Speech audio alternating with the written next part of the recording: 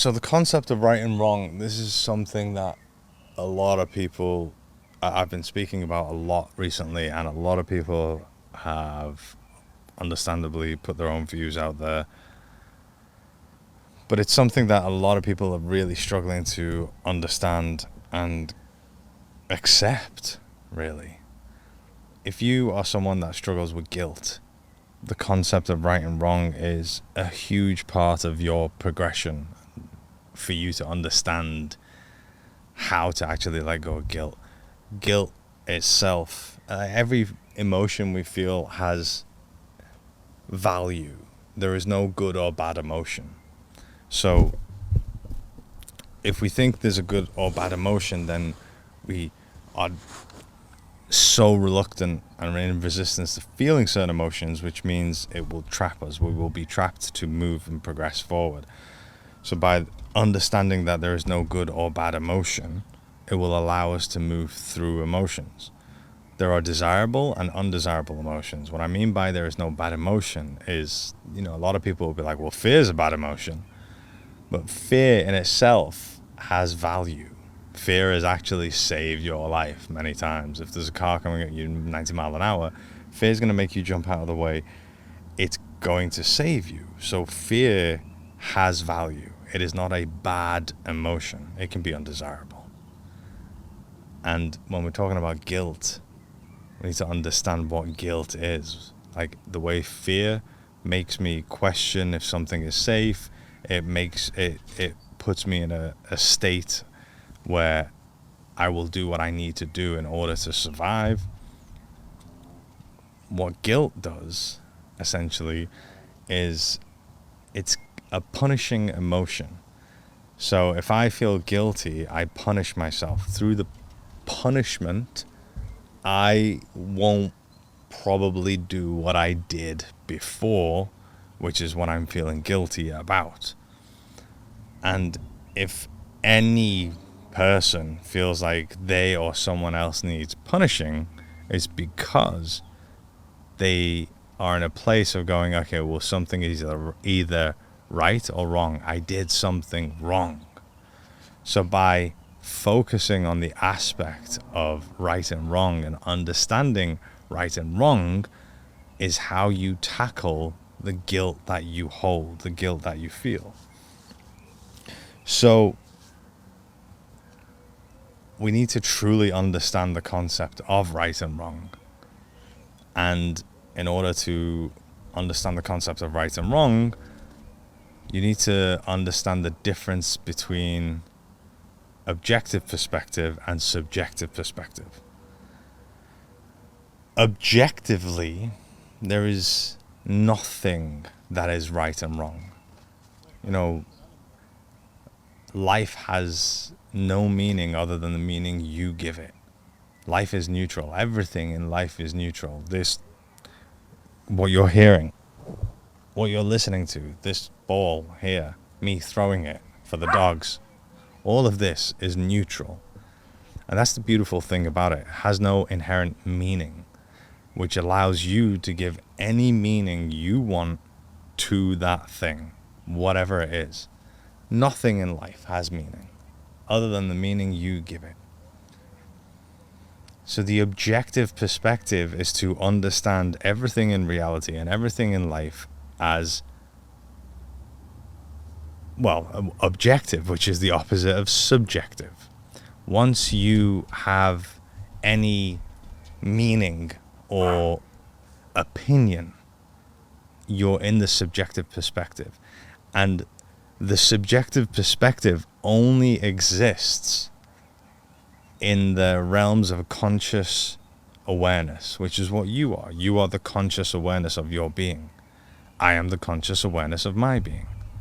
So, right and wrong does not exist in the objective perspective. And you might go, okay, well, listen, it is objectively wrong to kill someone. And this is the example that always comes up because this is the most extreme, and this is what most people say. And if you go, okay, well, it's objectively wrong to kill someone, then you go, all right, well, what if someone was attacking my family member for absolutely no reason, and they wanted to kill my child. And the only way that I could stop them from doing that was to kill them. What if you have to kill someone in self-defense? Is it wrong? You go, no. It was right. Because this thing can be right and wrong, it's subjective. It is not objective. You can't objectively say something is right, and you can't objectively say something is wrong. There is no such thing as objective truth. What is true for you is different to what is true for me, which is different to what is true to the guy on the other side of the world. The only thing you have in the realms of the objective perspective is fact. It is an objective fact that I cannot jump in water and breathe underwater. It is an objective fact of certain ways that we have proven how things work in terms of how the grass grows. These are facts, they're not opinions. And this is where a lot of people get a little bit confused. Like, no, truth is truth. It's like, what does that mean? Truth is subjective. What is true for you is different to what is true for me. Listen, stop it now. No more bull, okay? I'm talking to the people. No more bull. If I don't tell them to stop, they'll continue until I tell them to stop. So by understanding that every single, no matter what it is, every single statement, every single opinion, every single writing of what is wrong and what is right is at a subjective, opinionated level. Which means that each individual conscious awareness, which is what we are, including yourself, has your own opinion. You have what is right and what is wrong for you, and someone else has what is right and what is wrong for them. And what you do is you will find other human beings that also believe what is right and what is wrong for them, and it matches what is right and what is wrong for you. And you go, hey, cool. We agree. This is the type of people that you align with me. Your subjective opinions and the meanings that you give to life and reality aligns with mine.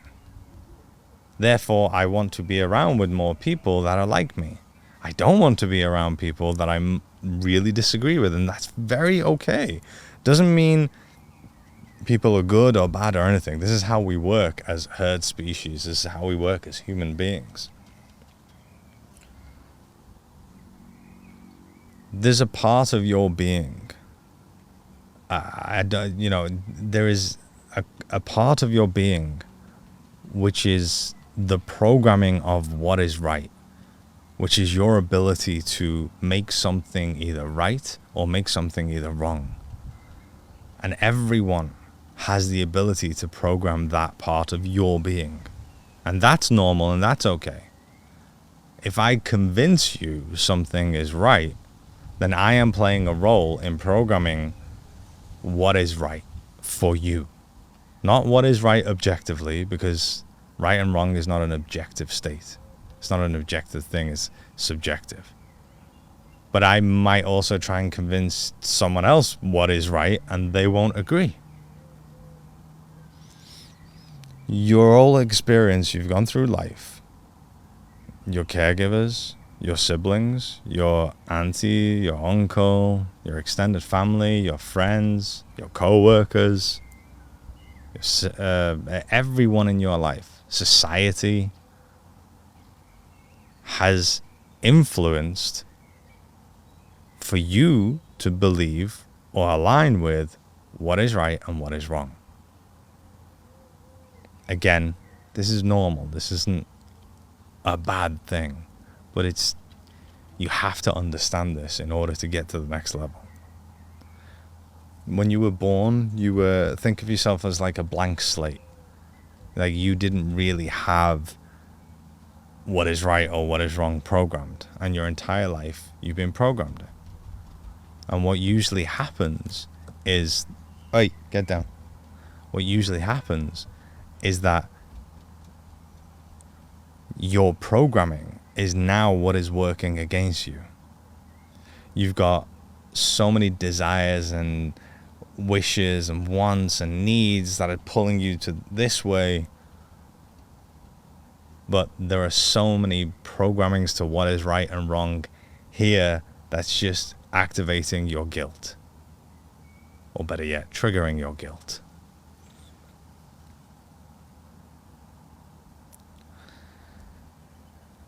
And this could be anything. Like, I want to progress by making content in social media, but that means I won't get to spend as much time with my extended family that I hardly see. And then everyone's going to make you feel guilty for not coming. But in that scenario, there's a right and wrong. There are people that believe you should go, and that is the right thing to do. And there is you that believes, no, I'm trying to build what I'm trying to build here. I'm trying to make something of myself. I'm trying to achieve something great, something big, get to the next level, which requires any spare time that I have for me to put my energy into this. This is right. That it's not wrong that I'm not going there. But because you have been programmed to believe that, your guilt will actually make you abandon what you want to do and the progression you need to make, and actually go do the thing that you don't want to do because you feel guilty. But if you thought, and if you truly aligned with the fact that no, it's right for me to do what I want to do, and it's wrong for me to go do something I don't want to do because it will make other people happy. If you truly felt that, you would do what you want to do without feeling guilty. Maybe you've made a mistake. Maybe you did something that was actually not very nice. Maybe you snapped at someone. Maybe you were talking to your caregiver, and the amount of times, no matter what you said, they weren't listening and you just snapped. And that made them feel sad. And now you feel guilty that they feel sad. Was it right or wrong what you did? You might go, no, look, listen, I'm actually aligning, and I understand that it's my own belief that what I did was wrong, because I wouldn't want anyone to do that to me. I wouldn't be okay if someone snapped at me. Say, how do I handle that one? How do I handle the guilt of that one? And you got to realize that that snap, the communication, the anger, everything is a communication to you. My most famous quote is, how you feel is correct 100% of the time, because it's communication from you to you about you.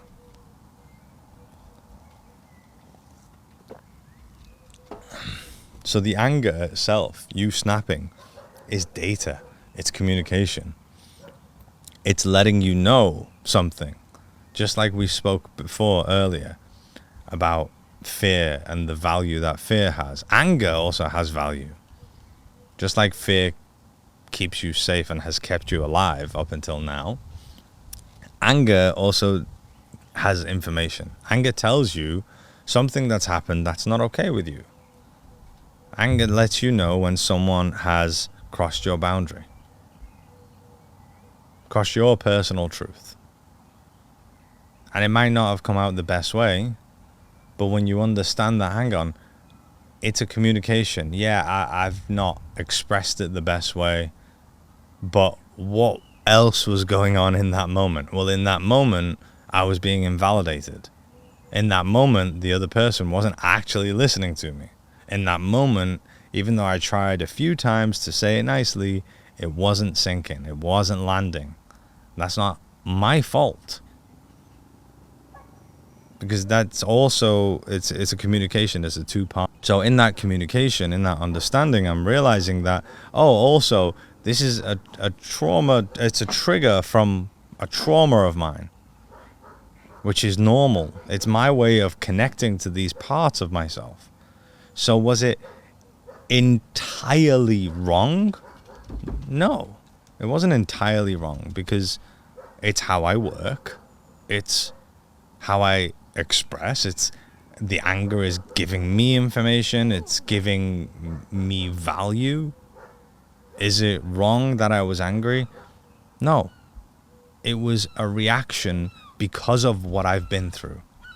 Because of everything that I've been through, I reacted in this way. And I can actually kind of give myself a break, because I'm on this path of figuring all this out. I'm on this path of, well, okay, I'm going to learn about the anger. I'm going to take it on. I'm going to integrate this part of myself. I'm going to become more self-aware that I am snapping, and I'm going to catch myself. I'm on this path. So I can actually be okay with that. Otherwise, I'm just punishing myself. And I know we've been brought up in the way that we keep ourselves in check by punishing ourselves, because that's how we were brought up. That's literally what happened to us. The whole good behavior, reward, bad behavior, punishment is one of the worst things to have happened to humanity in so many different ways, because that is what has created the most trauma that we have all experienced. And that's what we're doing to ourselves. We're still trying to keep ourselves in line, in check, through punishing ourselves. And guilt is a huge one. If you have any guilt, understand that you are punishing yourself for what you believe to be wrong. So understand the concept of right and wrong, and understand that it lays within you. Everyone has their own version of right and wrong, just like everyone has their own version of normal. There is no global normal. Normal, literally, the definition of normal is to conform to a standard. That means if a standard exists and you conform to it, that is your normal. If another standard exists and you conform to that, that is your new normal. The people in Asia conform to a completely different standard to the people in USA. For both of them, that's normal. There is no global normal. There is no global right and wrong. It is all within you, individual people. So know that you can actually reprogram that. You can start changing what is right and wrong for you, which is how you let go of the guilt. Okay, I'm going to check the comments and see what there is. Not you two. No more ball, okay? It's not cool, man. All right? Okay, so Ronak says, why do I keep getting in relationships with people who discard me and break my heart? So the whole concept of your reality is a reflection of your inner world. Without getting way too much into the explanation of how that works, let's just follow that concept. So, which means that what I'm experiencing in the external 3D is what is reflecting my inner world. And the way that I connect to and resolve what it is in my inner world comes from how I feel. So my external reality will literally manifest in a way to trigger an emotion in me or a feeling in me, because I can feel the emotion. My feeling system's job is to get the conscious awareness, which is what I am, the attention of the conscious awareness to whatever it is. So if I feel emotionally, it is to get my attention to the emotion that is being carried by a part of myself. Once I understand that and go towards this part through the emotion, I can then integrate or heal these parts of myself, which will then change my external reality. This was kind of like top level basic manifestation. So if I keep attracting someone who keeps discarding me and breaking my heart, that discarding and breaking my heart is an abandonment.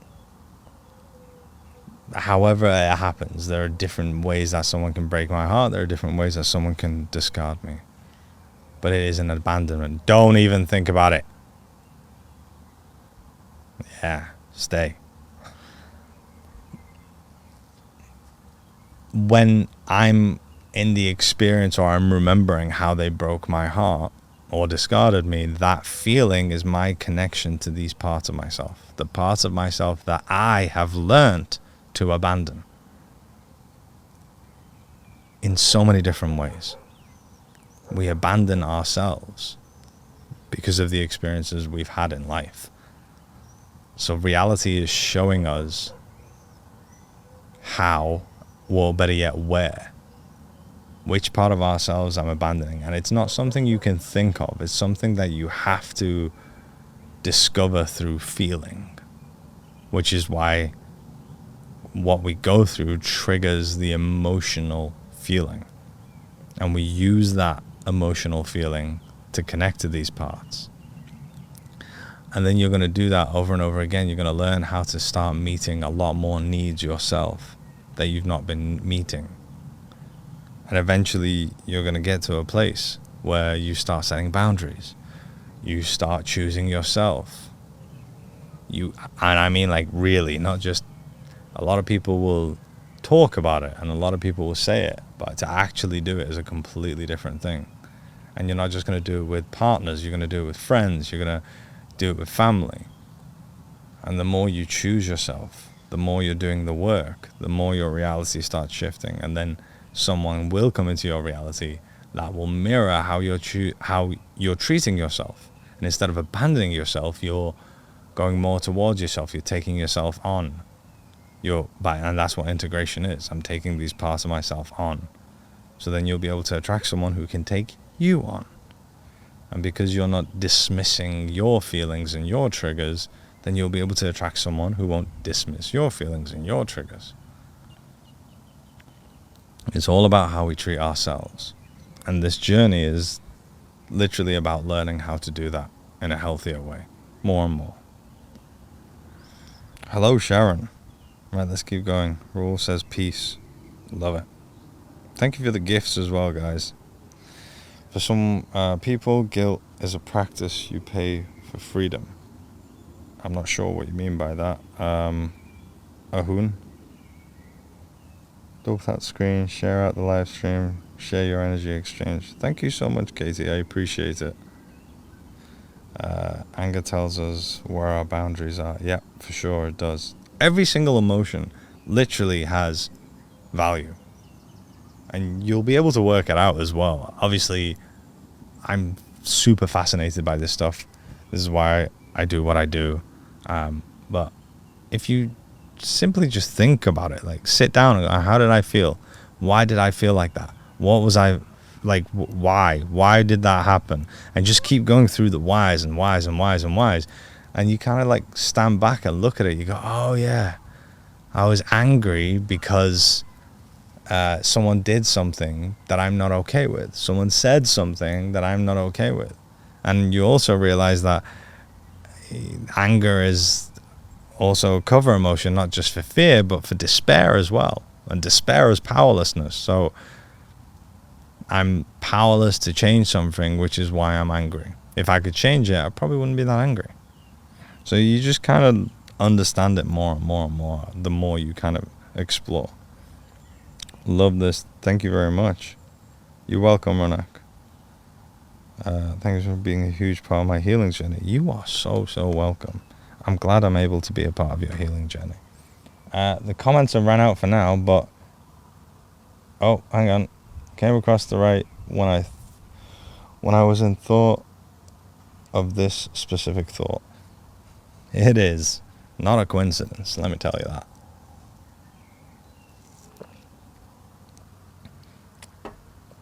Oh. Yeah, the whole concept of right and wrong, I don't know if it's honestly, it's so valuable and so important. It's so important to understand the objective perspective. Okay? Because, and to get into the objective perspective, oh my God, like on a regular basis is going to be one of the coolest skills that you learn. It's completely game changing. If you can get in the objective perspective on a regular basis and observe yourself, observe how you feel, observe your thoughts, it's truly a game changer. Because, okay, here's, our imagination is not what you have learned it is. And I've been recently speaking about this as well. If you watch my YouTube videos, I go much deeper into this. But when we talk about imagination, we're thinking, oh, I'm just picturing something. This is why we say I'm imagining something. But mechanically, you as your being, not the human being, you as the conscious awareness, you as the player of this game, you have your inner world. Your imagination is the doorway between your inner and outer world. It is what creates your external world. If you know video editing software, it's what renders the video being your external world, your manifested reality. And your imagination, and this is why everyone says your thoughts create your reality. Obviously, it's not as black and white as that. There are other things at play. But the reason people say that is because top level, that is what's going on. Top level, you are having thoughts. Or better yet, let me start like this. If I say to you, what is your imagination? Most of the time you go to, oh, when I'm picturing something. But it's not. When you're picturing something in your head, that's a thought. It's not imagination. So what is the imagination? Oh, when I'm thinking about something I'm going to do, when I'm creating, like everything that you would describe when I answer what is the imagination is actually a thought. And I'll show you what I mean right now. Okay? So let's do an exercise. It's like 1 minute exercise. You can either close your eyes to do this or just keep your eyes open. If you think about the last thing that you ate, imagine it. Imagine it. Think about where you were. Think about what it was that you were eating. And just picture it in your head. You don't need to visually see it. This is your imagination. What was it? Where were you? Were you sat down? Were you stood up? Were you on a table? What was around you? What room were you in? Were you outside? And see if you can even kind of recall the taste of it. Whatever it was. Did you have a drink with it? Did you have a tissue on the side? Right now, you're in the state of imagination. Now, what I want you to do is I want you to say to yourself, as you're thinking about this, say to yourself, I'm thinking about the last time I ate something. Say it to yourself again. I'm thinking about the last time I ate something. And as you're saying that to yourself, I want you to actually feel the separation between you and this thought. Observe it. And you're saying, I'm thinking about the last time I ate something. And you can see it. You can observe that it's a thought. It's not you. It's separate from you. Now you're in the observer perspective. You're not in the imaginative perspective anymore. And what I want you to do is just say it again. I'm thinking about the last time I ate something. See this is separate from you. And then just let it float up, passing like clouds in the sky with all of the other thoughts. And if you did close your eyes, you can open your eyes again. So see, you imagined something, but that was a thought. It wasn't an imagination. You were just imagining that thought. So what is your imagination?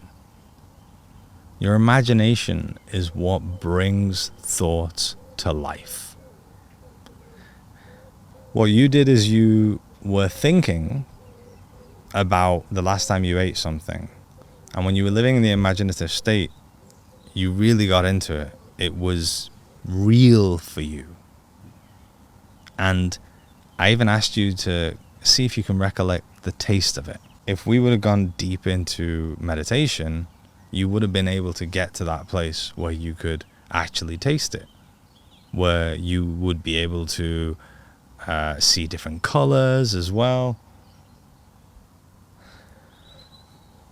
That's what your imagination does. It brings thoughts to life.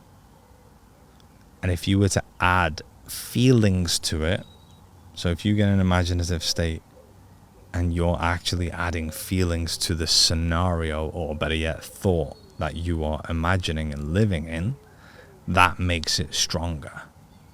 This is why your feelings, your emotions are a huge part of manifestation.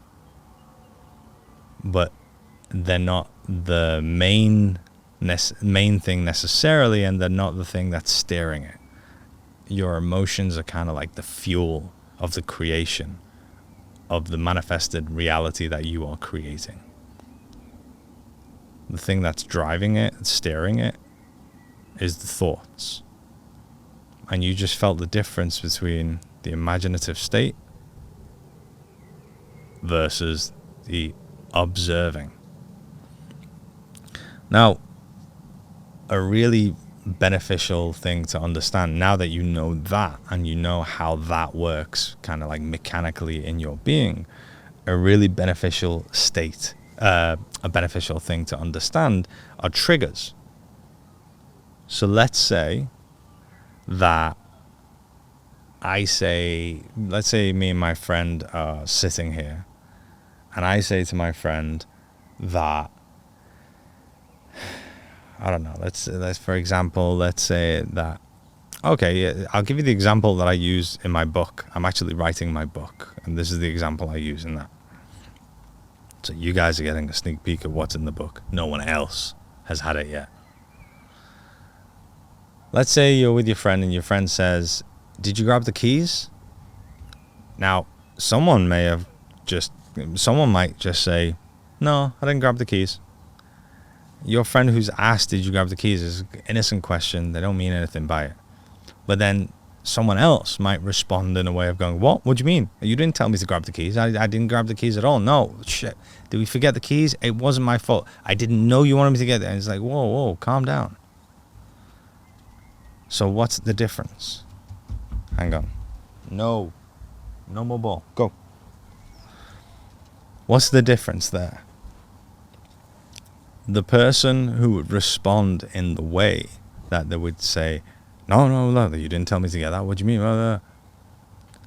What's happening is a part of them is coming up that has learned that it's not safe to be blamed, because they've been blamed a lot in the past. Through their childhood, they've been blamed a lot. And it's an ongoing thing that they've experienced over and over again. So if someone even harmlessly asks a very harmless question of, "Did you get the keys?" they instantly get triggered to thinking, whoa, this is unsafe. There's a possibility that you're going to get blamed here, so let's defend ourselves, which is how I've always kept myself safe, which is defending myself to the hills. Now, what's happening in that moment is that they are being triggered, and what the trigger isn't necessarily, an emotion is coming up. It's a part of them that is coming to their awareness that carries the emotion and also has their own thoughts, because we are multiple parts, multiple personalities. And the reason in that moment they feel the fear and anxiety, which makes them need to defend themselves, is because imagination is at play. They're living in the imaginative state of the thoughts that is coming up. So just like you lived in the imaginative state of what you just ate, they are being triggered to have this thought and living in the imaginative state in that moment. And in that moment, the imaginative state of the wound is that I am unsafe right now. So that unsafety is more real than anything.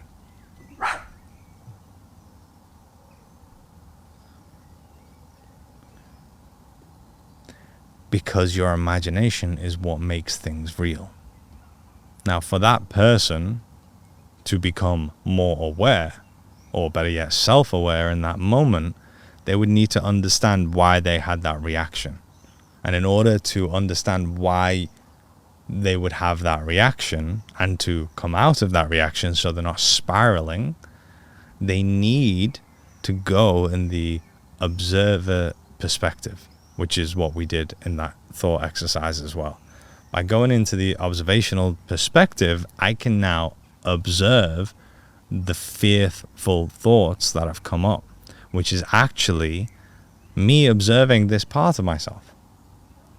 Just like we did. Oh, I'm thinking that I'm in danger because my friend asked this question to me. Did I grab the keys? Why did I think that? Okay, I was thinking of that. Okay, now I can look at this. Now I can allow myself to feel this fear that's coming up, which is actually going to connect more to this part of myself in order to give me more information. So simply by having the skill to go in the objective perspective, which is the observer perspective, I can raise my self-awareness so much faster. I can actually, that is how I take myself out of spiraling through just reactions and reactions and reactions, which my imagination is bringing to life in my internal world. And to take it even further, this is why we're constantly stuck in loops of experiencing the same reality over and over again, because we're just reacting to the environment of our manifested reality, and our imagination, which is very normal and is meant to, is continuously making it feel real for us, which is what is rendering, or better yet, manifesting that same reality. So the person who would respond in the way like, what do you mean? Well, no, I didn't bring the keys. You never told me to bring the keys. That person is reacting and living an imaginative real life scenario of being blamed and having to defend myself.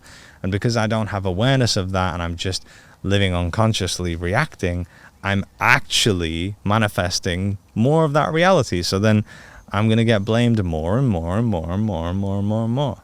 And that's how we're stuck. We're stuck on the wheel of karma, Dolores Cannon would say. I think that's a great way of saying it. Because we're not aware, we're not understanding ourselves. Okay, I'm going to go to the chat and see if we got more. Oh, okay. Was giving my son a lesson on guilt and shame. We took a break, then you built upon our conversation. I love that so much. That is amazing. Thank you for your insight, very helpful. You're very welcome. Imagination or memory, imaginative state or memory. So again, memory is a thought. Your imagination brings that memory to life, brings that thought to life. If I don't think that memory, then I don't experience that. But a lot of this is actually happening unconsciously to us. So you got 60, 70,000 thoughts a day. 95% of those thoughts are happening in your subconscious, which is a place you don't have conscious awareness of. Your imagination also plays a role in that. That's why we feel heavy and don't know why. That's why I feel anxious and don't know why, because it's all happening. This is why self-awareness is the key. This is why I always talk about self-awareness. It's the most important thing, because self-awareness is how I raise my own awareness of myself, which means I react to something and I go, why did I do that? Let me observe myself. Let me observe my thoughts. Let me observe how I feel. And that is how I am going to come out of this state of survival where I'm continuously reacting to my environment.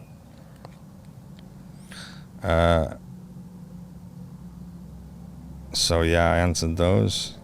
But even being aware and not reacting the same way, it still keeps manifesting more. Yeah, because the goal isn't not to react. That's really not the goal.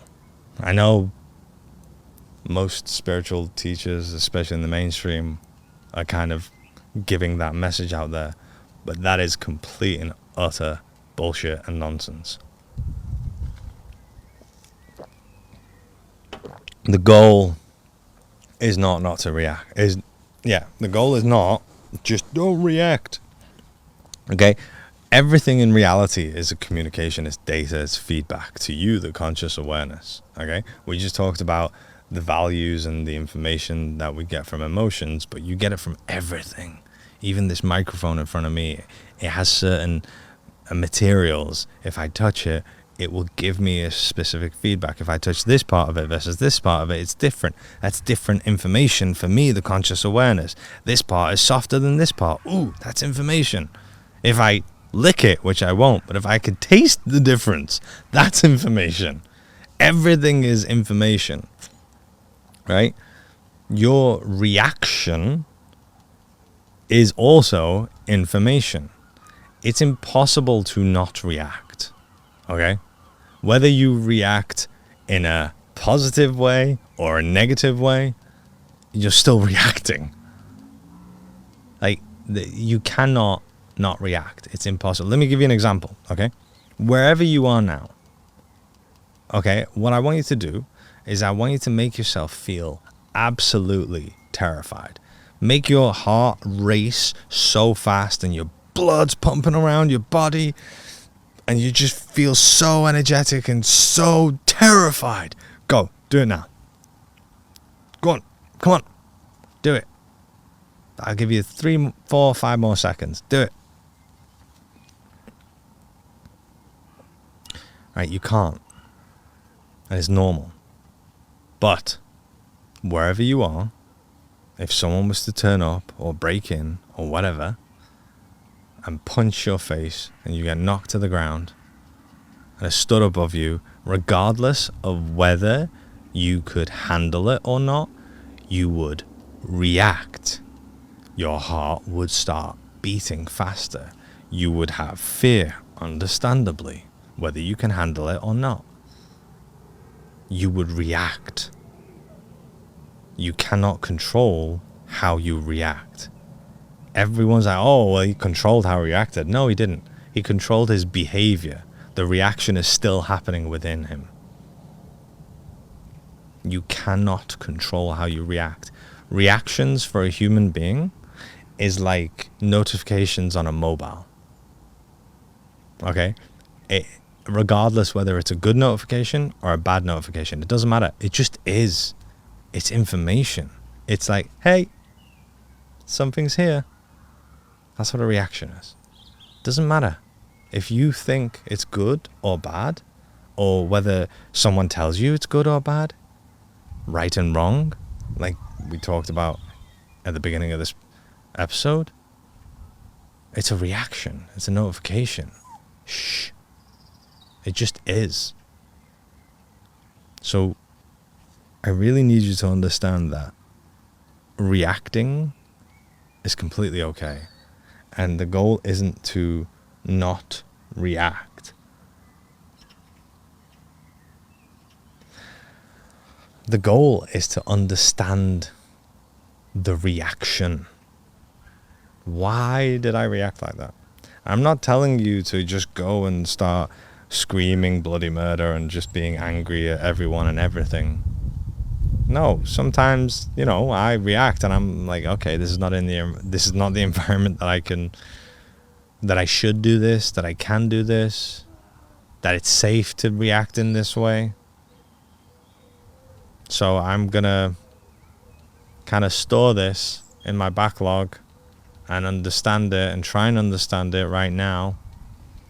Yeah, I will control my behavior, but I'm understanding my reaction. I'm not rejecting my reaction. Those are two completely different things. There's this pride of controlling your reaction. I mean, again, it's not a thing. But this pride that people have of, oh yeah, no, he's strong. It's not strong. Rejecting your reaction and your emotions are not strong. It's literally going against the way that you work. That is not strength. It's just going against the way you work. You will react, and no matter how much you control your behavior, you're still reacting under that controlling of the behavior. So later on, what I do is I go back to it. When I have the ability, I have the time, I'll journal about it. I'll try and understand it without journaling, if that's the case. And it will, again, raise self-awareness. I'll understand more. But to go back to what we were saying, hang on. Being aware and not reacting the same way. It keeps manifesting more. Yeah. So that's what I'm saying. So it's not about not reacting. It will manifest more. Because your reaction is like a notification. If you ignore that notification and just, which is kind of like suppressing the reaction, nothing's changed. You have to understand it. Open the notification. Look at these references I'm making. Open the notification of reaction to understand it so that you can do what needs to be done, which is what will change the reality. And look, I know that a lot of people talk about you can manifest anything. You can't. Like, you really, really can't. And if you if you can, this is where it gets really grey area, because you live in a reality where anything is possible, but you individually can't necessarily manifest anything because you've already made a choice of what you want to experience. Your free will extends the 3D reality, so you are in the experience of what you've already decided. So for example, let's say that you saw someone who's really poor and they manifested wealth in a specific way. Doesn't mean that you can do the same. It doesn't. That doesn't mean you can't manifest wealth, but you won't be able to do it in the same way. It won't happen the same way because that person's path is different to yours. Maybe it's because you needed to learn certain things that are on your path, which is what you chose. So you can try and go, okay, well, I'm in a reality where I can manifest anything I want. So therefore, I'm going to manifest what that person did in the way that they did. You can't. And then you're going to look at that and go, well, I must not be good at this and they're better than me. No, it's just different. Because we're all having different experiences. This whole concept of you're exactly where you need to be. It's like right and wrong. You are. It's just, if you're not opening the notifications, then you're just going to keep being in the same place, which is exactly where you need to be as well. It's just how quickly you progress is based on your ability to understand yourself, your ability to be able to integrate yourself and catch yourself and interrupt the patterns that have already existed and start giving new meanings and integrating parts of yourself and just becoming the most you that you can be. The whole path is about you becoming the most you can be, and the more skills and tools you pick up, then it's going to really, really benefit you. This is why we have the Mindset Mastery Program. This is literally what we teach and what we talk about all the time. So let's go back to the questions and see what else there is. Again, any questions you got, guys, please ask away.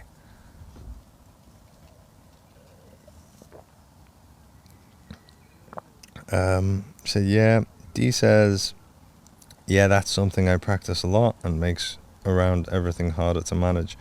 I don't know what you're talking about. I've said a lot of things, but hopefully we'll get around to it. The shame monster is reactive every time I try to something good, for I'm self-aware about it. Okay, so this is really important to understand. Even the way that you got to realize, like, when people shame us, the way that we keep ourselves in check is by doing the same thing that is being done to us.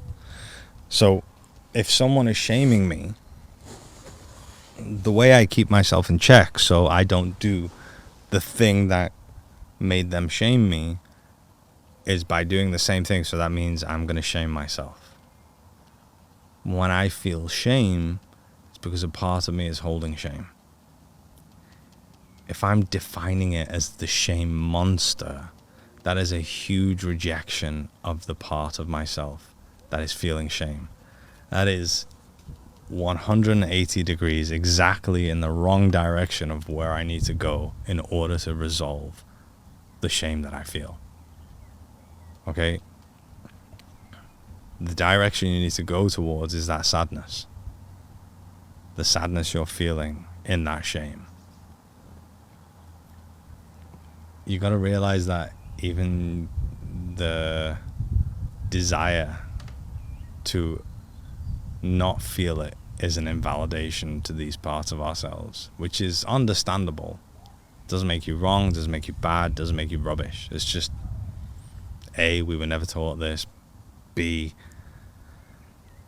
we don't know what the hell's going on until we do. So we just try to do the best that we can. But you're not going in the right direction by that approach. And our words really do matter. They give us information, just like everything else in this reality. Our own words are communication and information for us. And when we kind of give that expression to these parts of ourselves, we're doing what actually created them, which is rejecting them. So just understand that the shame that you feel are part of yourself that needs kindness, compassion, understanding, and just to be heard. But look, I went through a lot of shame. I understand how heavy it is, how it feels.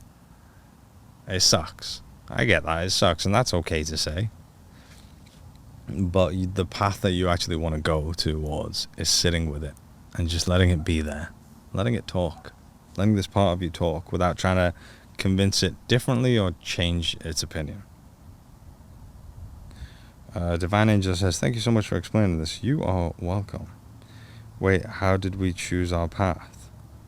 All right, so you're talking about before we came in. The how is, it's a choice. It's an experience. What's the meaning of life? To experience. That's the best answer that I've ever been able to come up with, or that I can align with. Because everything is an experience.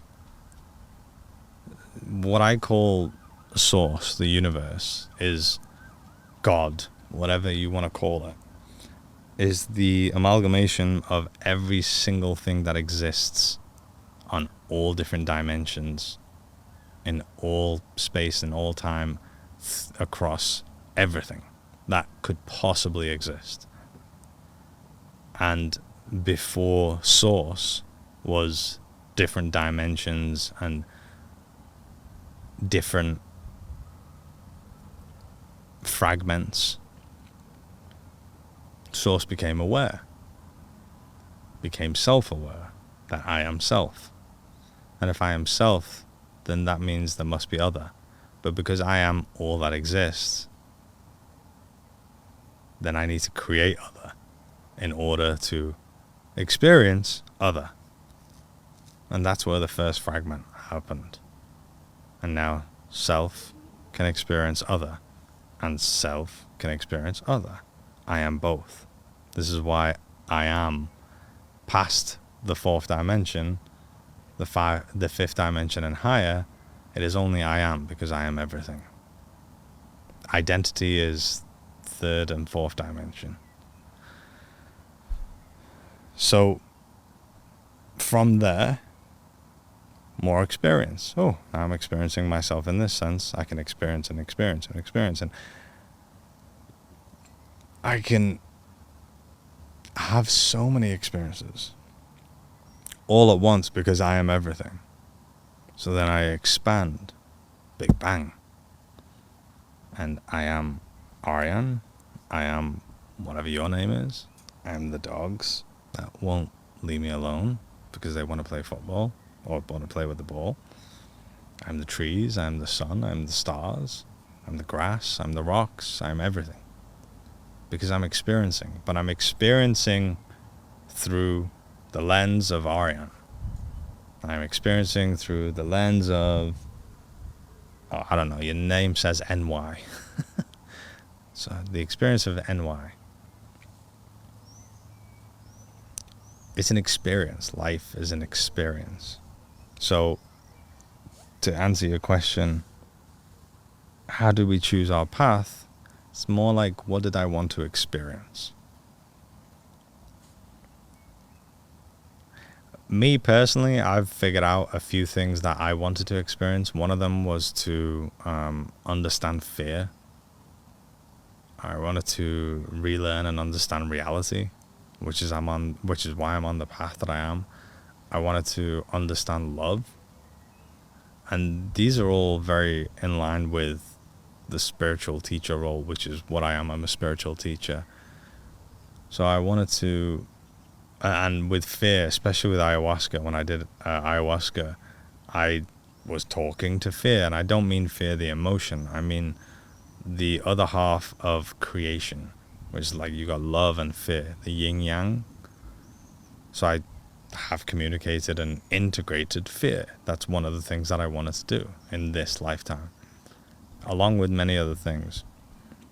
And then you start talking about purpose. Well, how do I find my purpose? It's like, it's not do one thing. Your purpose will change as well. You know, to understand your emotions are a guidance system. So how can I use my guidance system in that way? What is a guidance system? What does that even mean? It's a guide.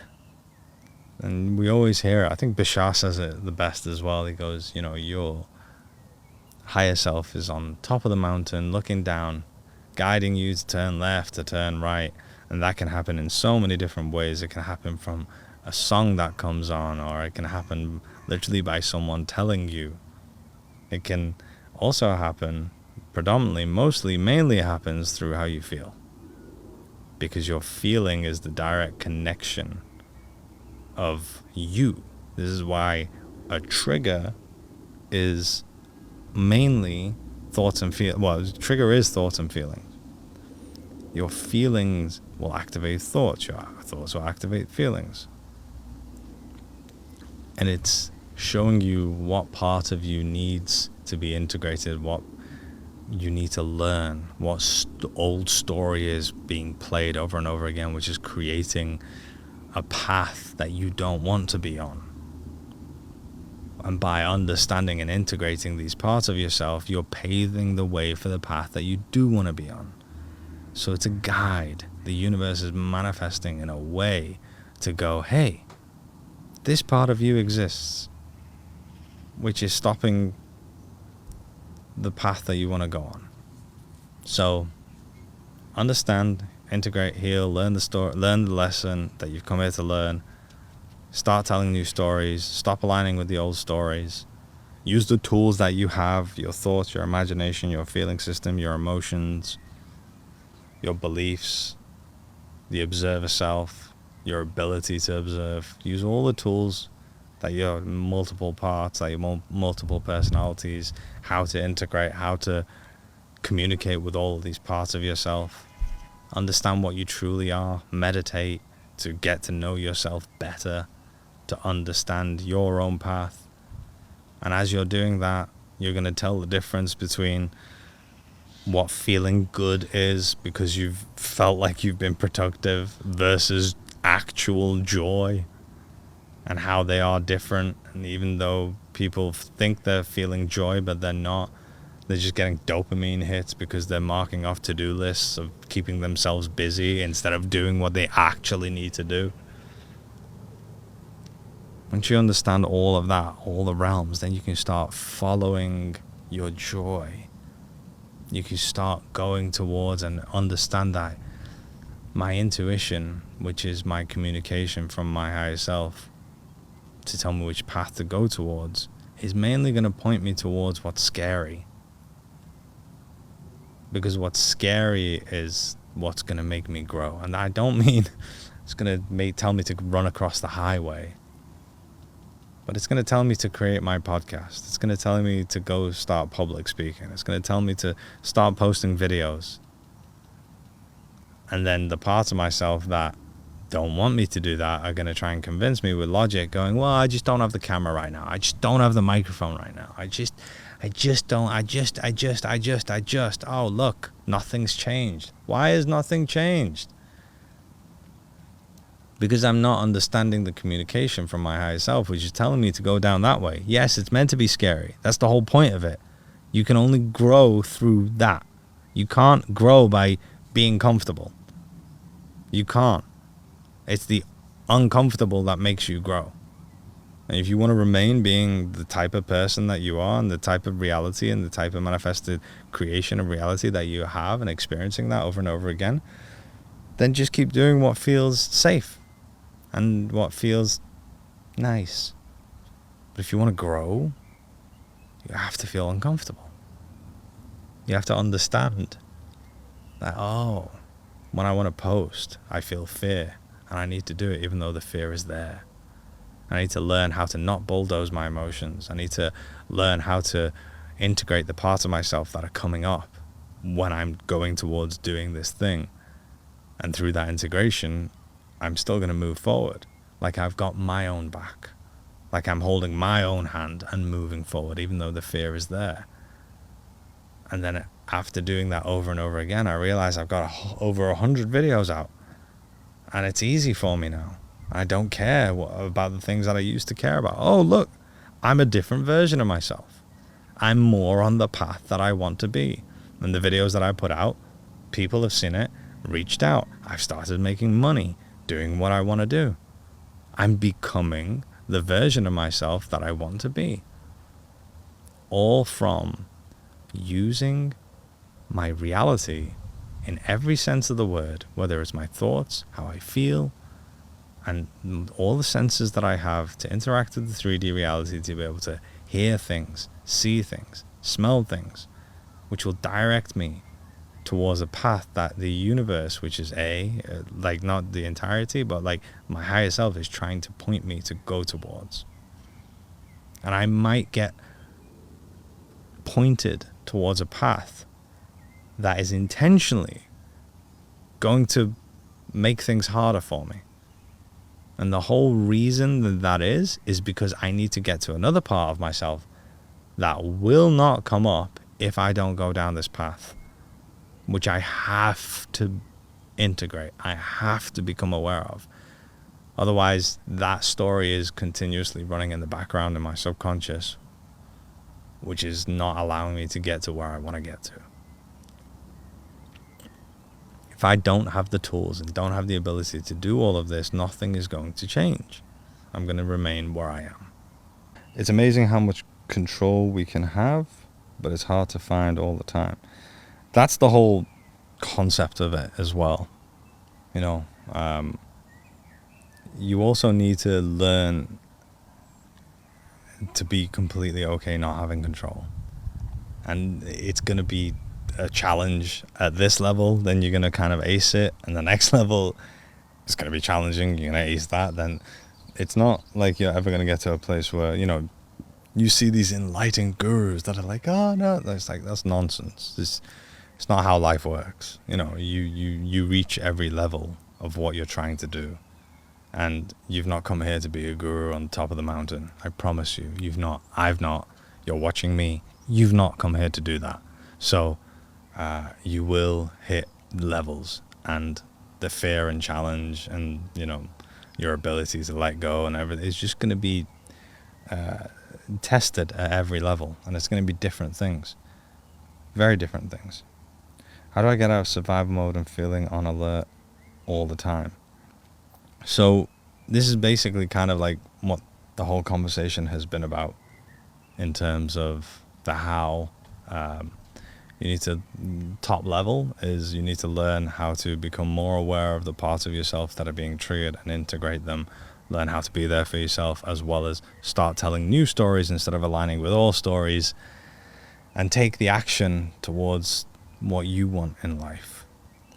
But mainly, you need to learn about yourself, your being, how to integrate parts of yourself, how to start meeting your own needs, and also being in a community with like-minded people is huge. The Mindset Mastery program that I've got is basically all of this. Everything that I talk about, the reason I created the program is because no matter what I was doing, where I was talking, whether it's on a live, whether it's in a podcast, whether it's on stage, no matter what it was, all the questions and everything always led to the reason I created the program was because everyone was asking kind of like not the same exact question, but it was all coming back to, all right, well, if you just had these skills, then you could kind of go do it. And that's what the Mindset Mastery program is to give you the relevant skills that you need to be able to do it at any level. And you're going to use those skills for the rest of your life. This is why I never keep anyone on retainer. I always teach them what they need and they go do it over and over again. But now we've added the community, which is honestly one of my favorite bits, and it's the most valuable part. And if you want to get, if you are interested, link in the bio, get there after this live. You can schedule a call to see what it's about. If you want to join, if it aligns with you and join, you're going to learn everything you need to learn to be able to get out of survival mode. Every 100% of the people that have been on the program have had profound, huge changes. 100%. So I would highly recommend it. Greatness comes when we leave our comfort zone. Yes, it does. I love your words. Thank you. Been watching you, sir, for a long time. Thank you so much, Aubrey. Aubrey, the ruler of elves. I fucking love that name. That is one of the most favorite things that I've read so far. And that is so true, but we like control. So to walk to path of no control, that is a courageous step. So true. Control is what makes us feel safe because of the unpredictability of, well, better yet, because I don't know what's going to happen otherwise. And that not knowing is what's scary. This is another thing to understand. You know, you hear a lot in the spiritual circles that we humans fear the unknown. We don't. Like, I really need you to understand this. It is not the unknown that we fear. It is our perception of the unknown that we fear. It is not the unknown. If human beings feared the unknown, all children would be running around in fear all the time. Children are not running around in fear all the time. Okay? It is not the unknown that we fear. It is what I perceive the unknown to be. And what I perceive it to be is a reflection of the experiences that I've had in my life, which is why I am perceiving it to be what it is. So by understanding that and going towards, why am I perceiving it to be like this? What is the old stories that is coming up, which is making me perceive the unknown to be like X, Y, and Z, which is terrifying to me, that gets you to a place of not being scared or as scared of the unknown, which allows you to release the grip of control. So it's not about forcing yourself to let go of control. Yes, 100%. It is a brave thing to do. And part of it is that bravery is a huge part of this progression anyway. But what's going to get you there so much faster is to understand why your perception of the unknown is what it is, and tackle that area. And the letting go of control will just happen on its own automatically. So I'm so happy to catch you live. Thank you, Aubrey. I'm so happy you're here. I'm glad you've discovered it. How can I be sure it's my intuition speaking to me? I have a hard time differentiating. Right. This is a great question. Your intuition, a lot of people say like, oh, your intuition is more soft and it's gentle, and yeah, it's true. But at the same time, your intuition can also be clouded with your trauma or your wounds. And what I mean by that is, if you're looking for a definitive, okay, I need to know this is the path I need to go down, otherwise I don't know where to go, you're waiting for a confirmation from your internal world that might not necessarily be there. Because sometimes your intuition is going to take you down a path that is going to be very challenging. It's going to be very hard. But that's the path you need to go down, because you need to discover something about yourself. You need to learn something about yourself. You need to trigger parts of yourself that have needed to come up, or that need to come up. So I don't really give the advice of this is how you listen to your intuition. Okay?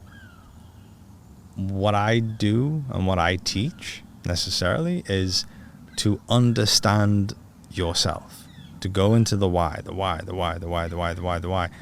And then also take a step towards whatever is,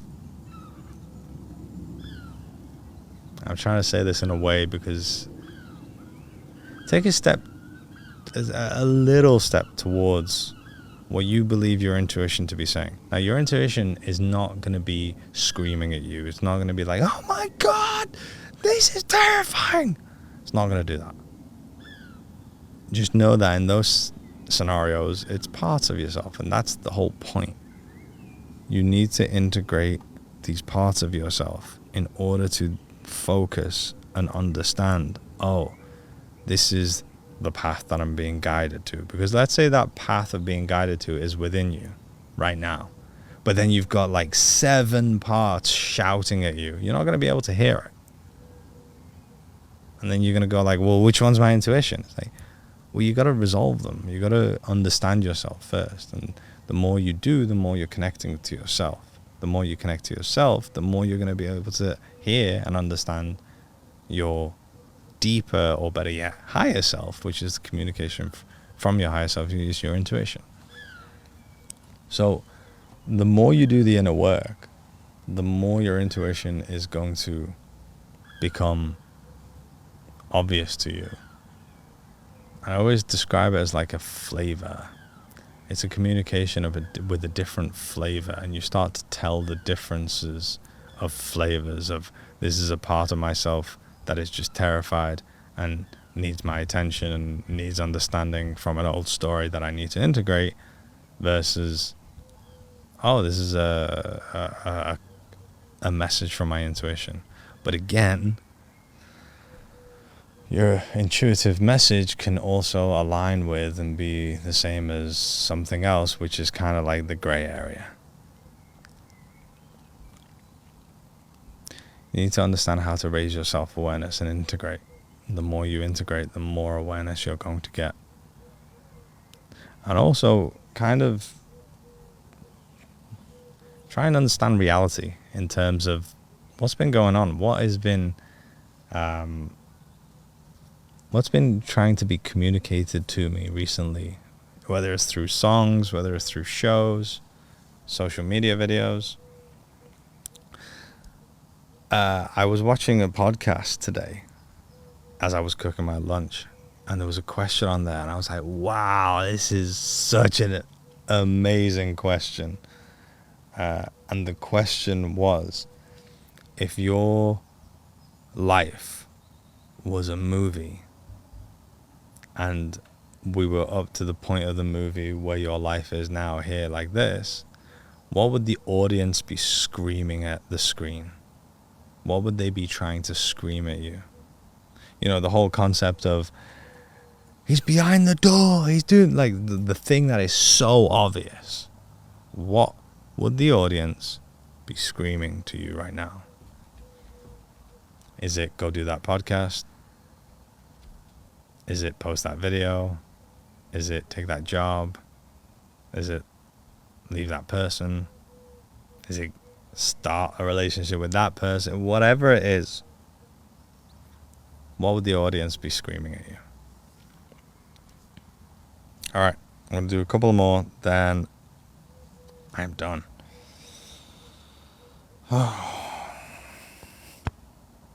The worst, I don't think sex is one attachment.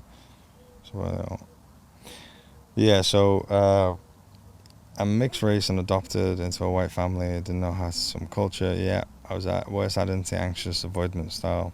I need a community so badly. I'm alone always. I mean, look, everyone is more than welcome to join the community. Definitely click the link after this. Check it out. Thank you, telling us to change the narrative. Yeah.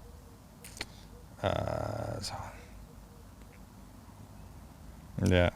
I don't know when to let go of control and not take action.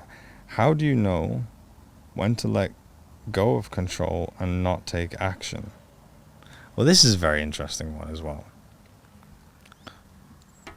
Because we do live in a world that the information is quite skewed.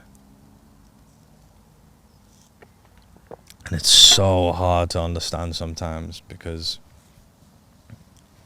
not only is the information about go, work hard, grind, do this, you have to work hard, you got to do this. And not only is that happening, but you're doing that is also manifesting more messages like that to you into your reality. And at the same time, you're hearing a lot of people say, but you got to be in the receiver energy. And to be in the receiver energy is all about knowing that it's happened, knowing that you're good enough to get it, to be able to just receive it.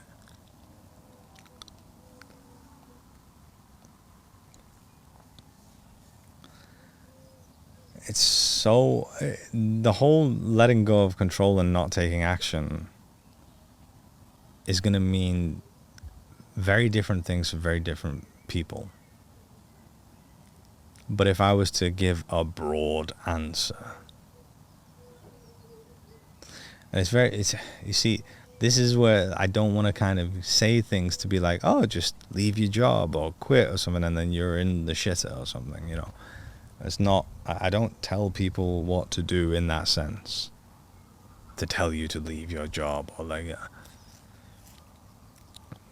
what you need to do is you need to understand why this desire is within you, why this is even coming up in your reality. Okay, we all have the masculine and feminine. Okay, the masculine is the forward moving one.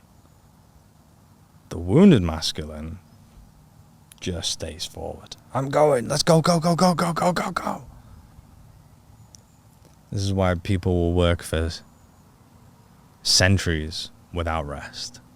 And when they have rest or a holiday or something like that, they can't sit down and find peace. And if they're doing what they love, that's even harder, because then they kind of like, well, I love this is my path, look at all this.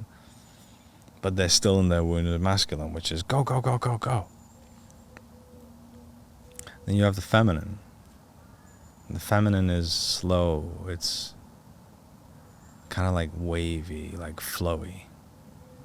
And it kind of pulls back and goes, just chill, relax. This is the receiver energy. So the communication and the reason you have this desire isn't necessarily about stopping dead. It's to get your awareness that your feminine needs to be more integrated, which also requires the masculine to be more integrated. Otherwise, the masculine is just going to keep going forward and forward and forward. And then once you do that, there's an alignment. And then on that path, you will make decisions about your life. You will decide to maybe not go as hard as you're going. Maybe to start giving yourself more of a break. Maybe to start choosing yourself. You'll become aware of the parts of yourself that made you shift into your wounded masculine because you needed to. So it's the communication of that desire is getting you to understand yourself internally so you can integrate the wounded masculine and the wounded feminine. And when you're more in alignment, your energy completely changes. You can be more in the receiver energy. You don't need to control as much. You can let go of that control. And that comes with decisions on the path. All right. I keep saying I'm going to do a couple more and then we're going to go, but I keep just doing it. That is deep. Mine would be screaming, just do it. Good. Just do what? The calmness that you are able to keep feels like a silk blanket brushing across your skin. I love it. Thank you so much. The calmness in your voice. Thank you. I'm actually... So I've got some meditations, and a lot of people say that. I really love that. The calmness in this voice, honestly, I sounded different 4 years ago, 5 years ago. And it's the chakras we have, or energy centers, whatever you want to call them. My voice has changed. My physical appearance has changed because I've been doing the work. But mainly because I've opened this chakra, and by doing that, it helps, it changes, and it does land more of you. And when I talk, the vibration of an open chakra is what also gives that calmness, that peace, that everything that you're feeling. And a huge part of that was speaking my truth. The reason why I'm able to use this is because I speak my truth. Not just speak my truth in terms of I say what I want, but I say what I believe in. I live by it. I don't allow bad behavior. I speak up when someone's doing something to me that I'm not okay with, whether it's family, whether it's my partner. I will speak my truth to you guys, to the world, and all of that plays a huge role in opening this chakra and being able to do that. Thank you so much. I felt for a long time I've been too much of my masculine energy. Yeah, you're very, very welcome. It really is a huge part. This is again why I hate it when people kind of just tell people what to do. Of like, yeah, just leave your job. It's like, that is not good advice because you don't really understand each individual's journey. So understanding the deeper communication of reality in the universe is a game changer. Oh wow, I was meant to be off 24 minutes ago. It's exactly what you need to hear. I'm so glad. We are eating it up. Be water. Yes. Oh my God, so true. Bruce Lee. Well, listen guys, I think I'm going to call it there. Thank you so much for all the support, and thank you for all the messages. And thank you for everyone that has been commenting. The whole how do you open your throat chakra again, it was through speaking my truth, but I will talk about that next time. This is going to be an episode on my podcast as well. So make sure that you're subscribed to it on any platform that you're listening to. And yeah, everything that I talked about the program, the community, and everything, you can find by clicking the link in my bio. Thanks again, guys. I'm also going to try and bring my partner on one of these lives as well.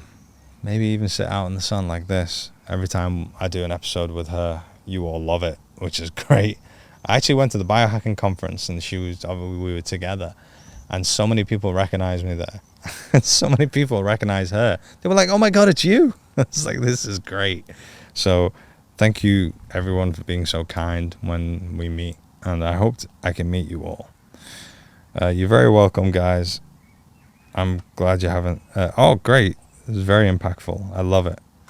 Thank you so much. I'm going to go, and I'm going to play a little bit with these dogs. They didn't get my attention. Do you want a bowl? All right, let's go. Let's go. See you later.